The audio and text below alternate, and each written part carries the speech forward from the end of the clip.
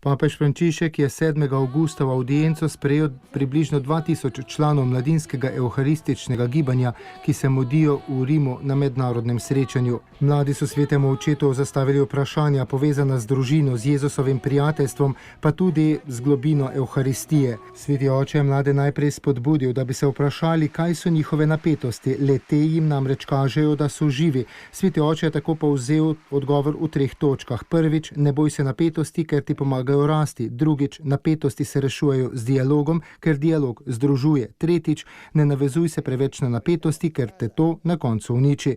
Nato je spregovoril o sporih. Ti so vedno bili prisotni in vedno bodo. Pravi družbeni in tudi kulturni spori se prav tako kot napetosti rešujejo z dialogom. Nato pa dodal, da pravi mir vedno prihaja od Jezusa, četudi je včasih ovit s križem.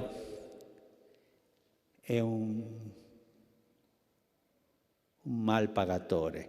Hudič je slab plačnik, nikoli ne plača dobro, je prevarant, dati zabavo, ne pa veselja, medtem ko je znamenje Jezusovega miru globoko veselje. Jezus je dober plačnik, plača zelo dobro, je poudaril papež Frančišek.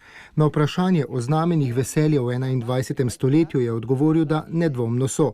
Med njimi je bilo prav srečanje z mladimi, ki verjamejo, da je Jezus v evharistiji, da je ljubezen močnejša od sovraštva, mir močnejši od vojne, spoštovanje močnejše od spora, harmonija močnejša od napetosti. Vse to je upanje in to papežu prinaša veselje.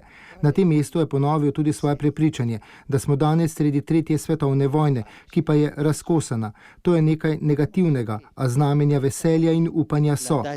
Na koncu je papež članom mladinskega evharističnega gibanja še povedal, da je vprašanja sicer imel vnaprej, a jih ni prebral. Kar jim je povedal iz srca. Napetosti, dialog. Spori, spoštovanje, dialog. Povračilo Jezusove navzočnosti, prijateljstvo z Jezusom, mir in veselje. Srečanje z Jezusom. Čudenje, veselje, mir, naprej poglobiti evharistijo, spominjanje tistega, kar je storil Jezus. Je mladim položil na srce sveti oče.